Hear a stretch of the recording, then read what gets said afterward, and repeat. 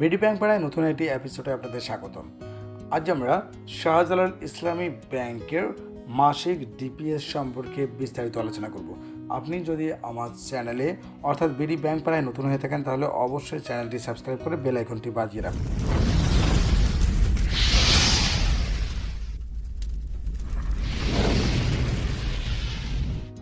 শাহজালাল ইসলামী ব্যাংকের মাসিক ডিপিএস হলো একজন গ্রাহক প্রতি মাসে একটি নির্দিষ্ট পরিমাণ টাকা ব্যাংকে জমা রেখে মেয়াদ শেষ হওয়ার পরে গ্রাহক একটি ভালো পরিমাণ টাকা ব্যাংক থেকে রিটার্ন পায়।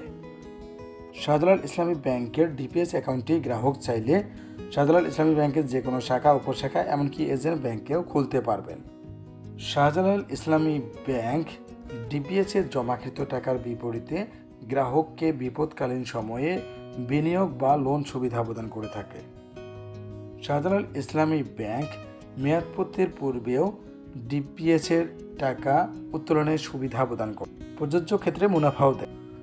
শাহজালাল ইসলামী ব্যাংক 3 বছর মেয়াদে মাসিক 500 টাকা জমায় প্রদান করে 20,730 টাকা, মাসিক 1,000 টাকা জমায় প্রদান করে 41,460 টাকা, মাসিক 2,000 টাকা জমায় 82,920 টাকা, মাসিক 5,000 টাকা জমায় 2,07,300 টাকা, মাসিক 10,000 টাকা জমায় 4,14,600 টাকা, মাসিক 25,000 টাকা জমায় 10,36,500 টাকা।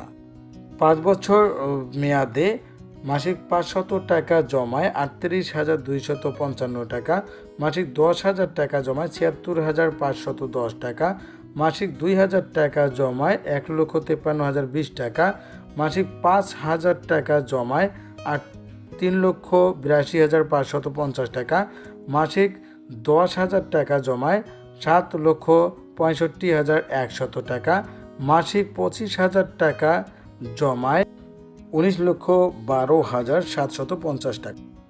8 বছর মেয়াদে মাসিক 500 টাকা জমায় 72,055 টাকা, মাসিক 1,000 টাকা জমায় 1,44,110 টাকা, মাসিক 2,000 টাকা জমায় 2,88,220 টাকা, মাসিক 5,000 টাকা জমায় 7,20,550 টাকা, মাসিক 10,000 টাকা জমায় 14,41,100 টাকা, মাসিক 25,000 টাকা জমায় 36,02,750 টাকা।